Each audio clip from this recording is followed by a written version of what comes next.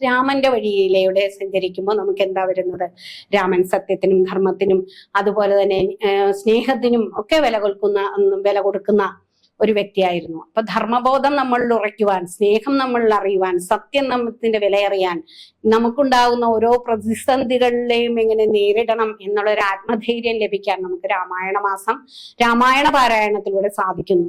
ഇതെല്ലാമാണ്. അപ്പം നമ്മൾ ദക്ഷിണായന കാലമാണ്, നമുക്ക് വരുന്ന ബുദ്ധിമുട്ടുകൾ ധാരാളമുണ്ട്. അതുപോലെ തന്നെ അന്തരീക്ഷത്തിലെ ഒരുപാട് പ്രശ്നങ്ങളുള്ളതാണ്. നമുക്ക് പോസിറ്റീവ് ഓറയിലെ ബ്ലോക്കേജുകളൊക്കെ വരാനുള്ള സമയമാണ്. ആരോഗ്യ പ്രശ്നങ്ങൾ ഉണ്ടാകാനുള്ള സമയമാണ്. ഇമ്മ്യൂണിറ്റി കുറയുന്ന സമയമാണ്. അപ്പൊ അങ്ങനെയൊക്കെയുള്ള സമയത്ത് ആത്മവീര്യവും കുറയും.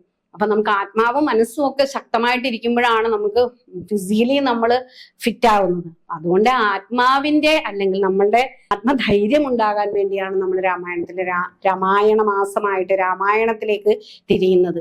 അല്ലാതെ അതൊരു പഴഞ്ചൻ ഏർപ്പാടല്ല. നമ്മുടെ ഇന്നും രാമായണത്തിലൂടെ നമ്മൾ പഠിക്കുന്നത് എന്താണ്? സത്യത്തിന്റെ വില, അതുപോലെ ധർമ്മത്തിന്റെ വില, അതുപോലെ ക്ഷമ, സഹനം, ഇതെല്ലാം വരുന്നുണ്ട് അവിടെ.